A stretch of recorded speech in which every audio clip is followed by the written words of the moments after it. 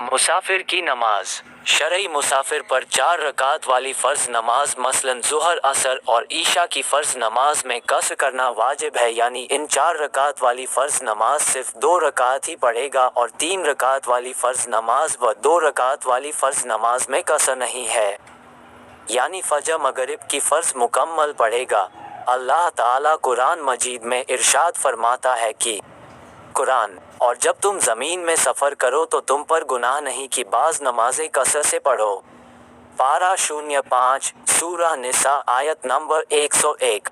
हदीस उम्मुल मोमिनीन सैयदा आयशा सिद्दीक़ा रज़ियल्लाहु ताला अन्हा तमाम मोमिनों की माँ रिवायत फरमाती हैं कि नमाज 2 रकात फ़र्ज़ की गई। फिर जब हुज़ूर सल्लल्लाहु ताला अलैहि वसल्लम ने हिजरत फरमाई तो वो 2 रकात फ़र्ज़ नमाज 4 रकात हो गई और सफ़र की हालत में नमाज उसी हालत में बाकी रखी गई।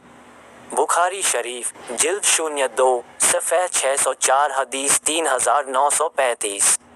मसला शरई मुसाफिर वो शख्स है जो तकरीबन 92 किलोमीटर दूर जाने के इरादे से अपने शहर या गांव से निकले, वो शरई मुसाफिर है।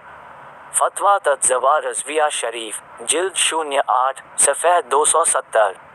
मसौला सफ़र की नियत करते ही बंदा मुसाफिर नहीं होगा, बल्कि मुसाफिर उस वक्त होगा जब बस्ती के आबादी से बाहर हो जाए। शहर में है तो शहर से, गांव में है तो गांव से। दुर्रे मुख्तार मारदुल मुहत्तार जिल्द 02 सफ़ह 722।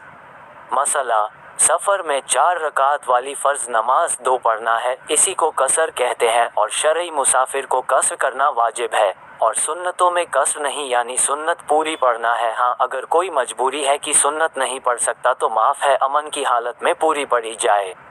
मसला मुसाफिर अगर मुकीम की इक्तिदा करे तो फिर 4 रकात फ़र्ज़ पढ़ना ज़रूरी है, यानी मुसाफिर शख्स ऐसे आदमी के पीछे नमाज पढ़े जो मुसाफिर नहीं है तो अब इस सूरत में पूरी नमाज पढ़ेगा, कसर नहीं करेगा।